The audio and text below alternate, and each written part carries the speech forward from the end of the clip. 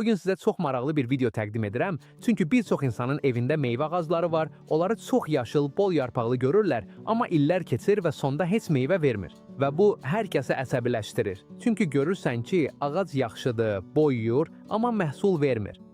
Yaxşı, bugünkü videoda sənə meyvə ağacının nəhayət meyvə verməsi üçün 3 usul paylaşacağam. Və sənə bir şey deyim, bu usulları hər yerdə görməyəcəksən. Bunlar nəsildən nəslə oturulan üsullardır. Ona görə də diqqətli ol. Çünki bu halda sənə heç bir alət və ya xüsusi bir şey lazım olmayacaq. Sadəcə videonu tam izləyib, onları düzgün tətbiq etməyi başa düşmək kifayətdir. Və indi isə gəlin onları gör. Birinci usul yəqin ki ən sadəsidir. Amma eyni zamanda ən təsirli olanlardan biridir. Və biz burada cizmə usulundan danışırıq. Cizmə usulu çox sadə, amma çox güclü bir usuldur. Burada məqsəd ağacı yarmaq və ya ona ciddi zərər vermək deyil. Sadəcə kiçik bir stimul, nəzarətli bir toxunuş etməkdir. Amma əsas sual budur. Bu niyə istəyir? Çünki ağacın içində daim bir sıra axını var. Bir sıra yuxarı qalxır, digəri isə aşağı enir. Və bu, qida maddələrini, enerjini və ağacın inkişafı üçün lazım olan hər şeyi daşıyır. Deməli, sən kiçik bir kəsik etdikdə, əslində bu axını biraz dəyişdirirsən. Onu tamamilə dayandırmırsan, ciddi bir zərər vermirsən, amma kifayət qədər dəyişiklik edirsən ki, ağac nəsə dəyişdiyini hiss etsin və bunu bir xəbərdarlıq siqnalı kimi qəbul etsin. Bəs ağac avtomatik olaraq nə edir? Təbii bir cavab mexanizmini isə çalır və bu cavabın içində çox vacib bir şey var. Ağac çoxalmağa prioritetləşdirməyə başlayır. Bəs bu nə deməkdir? Daha çox cizəkləmə və daha çox meyvə. Çünki axırda ağacın məqsədi təkcə böyümək deyil, həm də çoxalmaqdır. Deməli, bu cür stimulu hiss edəndə ağac öz davranışını dəyişir.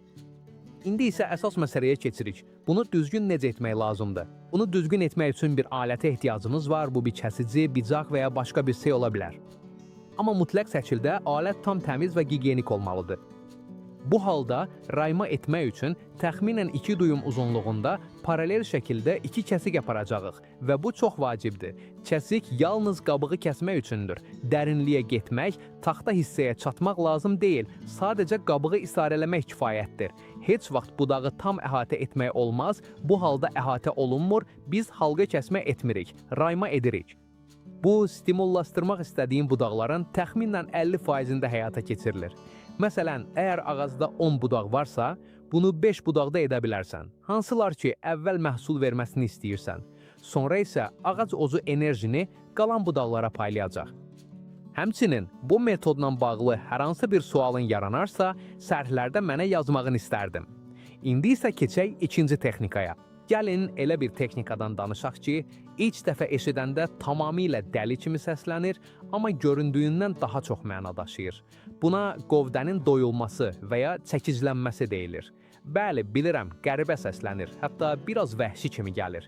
Amma bu usul uzun müddətdir, xüsusilə kənd yerlərində zeytun və əncir kimi ağaclarda istifadə olunur. Bu ağaclar güclü, çox qüvvətli boyuyurlar, amma nədənsə meyvə vermirlər. Məhz burada bu texnika isə yarayır. Bəs bu texnika nədən ibarətdir? Çox sadədir. Gövdənin dibinə yüngül və nəzarətli kiçik zərbələr vurmaq lazımdır. Heç bir halda güc tətbiq etmək, bütün enerjini ağaca boşaltmaq olmaz. Məqsəd ağacı zədələmək deyil, onu stimullaşdırmaq da deyil. Çünki axtardığımız şey görünən bir zərər yox, daxildə kiçik bir dəyişiklikdir. Demək olar ki, hiss olunmayan, amma reaksiya yaratmağa kifayət edən bir dəyişiklik.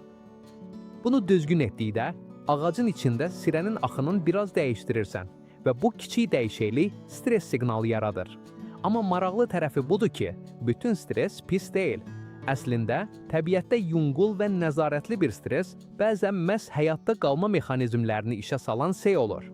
Ağaclar üçünsə bu, çox aydın bir məna daşıyır, çoxalmaq. Sanki ağac belə düşünür, nəsə qaydasında deyil, nəslimi davam etdirməliyəm. Və məhz o anda ağacın davranışı dəyişməyə başlayır. Artıq boyumağa deyil, cicəkləməyə və meyvə verməyə fokuslanır. Amma bunu agillə etmək lazımdır. Bəs bunu düzgün necə etmək olar? Çox asandır, indi çəkizlə kiçik zərbələr vuracağıq, amma qabığı zədələmək niyyətimiz yoxdur. Sadəcə ağacın dibində azca stres yaratmaq istəyirik. Bir neçə zərbə vururuq və bu kifayət edəcək. Onu bir neçə nöqtədə edə bilərsən, bəli, amma olculu şəkildə. Bunu daim təkrarlamağa və ya aqressiyaya çevirməyə ehtiyac yoxdur. Əslində, çox aydın bir işarə var ki, sənə deyir, əgər həddini asmısansa, qabığı qırmağa və ya dərin yaralar açmağa başlamısansa, artıq stimullaşdırmırsan, zərər verirsən və bu da bizim istədiyimizin tam əksidir. Burada əsas məsələ güc deyil, dəqiqlikdir. Yəni sən bir reaksiya yaratdığını başa düşməlisən, onu zorla tətbiq etmirsən. Və maraqlı bir fakt olaraq, bir çox yerlərdə bu hətta metal alətlərlə də edilmirdi, taxta alətlərlə istifadə olunurdu, məhz artıq zərərin qarşısını almaq üçün. Çünki bu, çobud olmaqla bağlı deyildi, ağacı anlamaq və nə qədər itələmək lazım olduğunu qırmadan bilmək məsələsi idi. İndi isə ən maraqlı texnikalardan birinə və eyni zamanda ilk dəfə eşidəndə ən çox sual doğuranlardan birinə keçirik. Budaqların burulması. Çünki bəli, bir budağı tutub onu çevirmək və çat səsi çıxana qədər burmaq biraz aqressiv səslənir. Əvvəlcədən baxanda ağaca edə biləcəyin ən yaxşı sey kimi görünmür.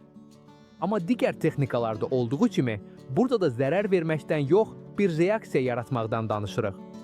Və maraqlısı odur ki, bu tək-tük rast gəlinən bir şey deyil. Bu texnika dünyanın bir çox yerində istifadə olunub. Avropada əsasən meyvə ağaclarının formalaşdırılmasında, Asiyada bonsai kimi texnikalarda, Latin Amerikasında daha praktik şəkildə tarlada, Şimali Amerikada gücü idarə etmək üçün idarə etmə sistemlərində və Afrikada daha sərt şəraitə uyğunlaşdırılmış ənənəvi kənd təsərrüfatında. Yəni bu yeni bir şey deyil, uzun müddətdir işləyən bir bilikdir. Bəs bu texnika dəqiq olaraq nədən ibarətdir? Çox sadədir.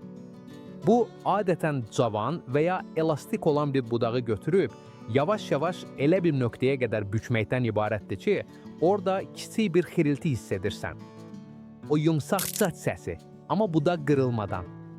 Məhz o dəqiq nöqtə əsasdır. Çünki məhz orada budağın strukturunda daxili mikro dəyişiklik yaradırsan.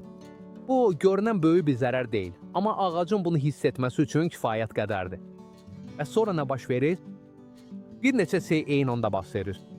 Bir tərəfdən, həmin budaqda sirə axını biraz azalır. Digər tərəfdən isə, həmin sahədə qida maddələri və şəkərlər toplanmağa başlayır və vegetativ inkişaf azalır.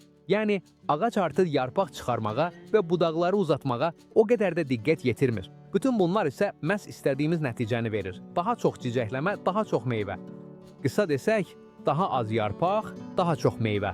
Çünki yadında saxla, rahat ağac boyuyur, amma təzyiq hiss edən ağac məhsul verir. Ona görə də, əgər meyvə verməyən bir meyvə ağacın varsa, həmsə daha çox gübrə, daha çox su və ya daha çox qulluq əlavə etməyə ehtiyac yoxdur. Bəzən sadəcə onu biraz təhrik etmək lazımdır. Amma bunu həmişə aqillə etmək lazımdır. Çünki stimullaşdırmaqla zərər vermək arasındakı xətt çox incədir. Əgər bu cür hamının paylaşmadığı texnikaları xoşlayırsansa, bu kanalda daha çoxunu tapa bilərsən. Və əgər hansısa birini tətbiq etməyə qərar versən, yavaş-yavaş başla. Bir budaqda sina, ağacın necə reaksiya verdiyinə bax və sonra qərar ver. Və indi, əgər bu videonu bəyəndinsə, bitkiləri sevən dostlarından paylaş. Şərhlərdə bizə hardan izlədiyini və hansı meyvə ağacında bunu siniyəcağını yaz. Əmin ol ki, başqaları da sənin vəziyyətinə uyğun kömək edə bilər. Burada olduğun üçün çox sağ ol. Əgər abunə deyilsənsə, abunə ol, bəyən düyməsini bas və növbəti videoda görüşərik.